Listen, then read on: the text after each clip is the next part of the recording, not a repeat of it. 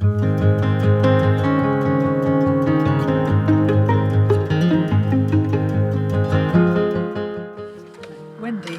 thank you for agreeing to explore with me a painful time in your life. I know that your beloved husband David died in 2019. And thinking back to Christmas 2018, your last Christmas together, when you both knew that his cancer was becoming terminal, how did you feel? Well, at that stage, I felt actually both emotionally and physically drained because David had been in hospital quite a long time in November. And I think he was in denial, so he hadn't actually acknowledged to me that he felt it would be his last Christmas, but I knew it would be, and I just didn't feel like celebrating at all. Yeah. Partly because I couldn't bear the thought of being left on my own. Mm. And how do you think David felt about celebrating Christmas? I'm not sure. It was one of the things, he always loved Christmas and everything. You know, he loved the carols, he loved the celebrations, he loved the food. And I know now that he had talked to some close friends and he knew he was dying, but he didn't want to upset me, so the subject wasn't really raised. Yeah. So, at that stage. So what did you do about Christmas? Did you cancel it or what? No. My dear daughter, who lives in Barnard Castle, said, "Mum, of course you've got to have Christmas. David loves Christmas." And she and her partner came down. They went into the loft, they fetched down everything, they went out and bought a Christmas tree, and they decorated the house. And then we went across, though David was a bit reluctant to go, we went across to my sons in Easingwold. They're both good cooks. We had a lovely Christmas dinner. He had an absolutely super time with the grandchildren, who were then 17 and 14, and he ate better than he'd eaten in weeks.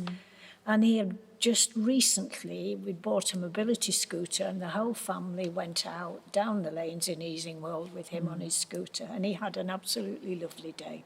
So you did have a good Christmas So day. we did have a good Christmas, yes, Yeah. we did. And I remember that we celebrated communion in your house for your wedding anniversary that December. We did. David was very disappointed because he had actually booked, unbeknown to me at that stage, he'd booked an overnight stay in a place he loved in Minsk, the General Tarleton. Of course, I had to then ring up and cancel it, but you came to bring communion. And if you recall, some of the friends from the cathedral made us a supper. Oh, yes. Yeah. And brought it over, and it was just lovely because it was ready to go in the microwave and all the instructions, and we had that together. And we did what we always did ever since we were married. We always, on our wedding anniversaries, sat and prayed and repeated our vows together, and we did that.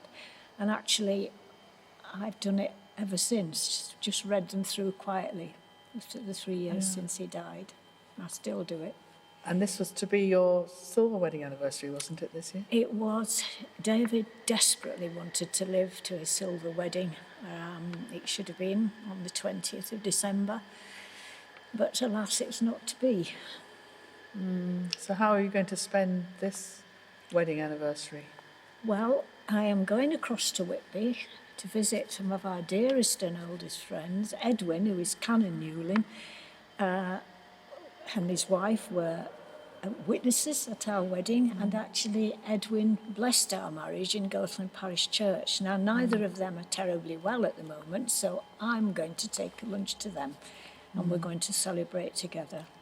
I'm going to take photographs along of our wedding, and we spent several years holidaying together, all four of us, in Venice, because Edwin had done summers as the Anglican chaplain in one of the chapels in Venice.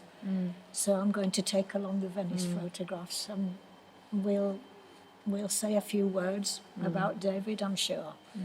So. And in the midst of all of this, it seems that both friends and family have been very important to you in supporting you and helping you find some tone of celebration in sadness. Yes, I don't think I could have managed without friends and family. I mean, all during David's illness, Edwin and Nova in particular made many journeys from Whitby over to see him. and friends have surrounded me, still do, in fact. So yes, they've been very, very important to me, very important. Thank you so much, Wendy, for sharing some of that very difficult time. Yeah, God bless. thank you.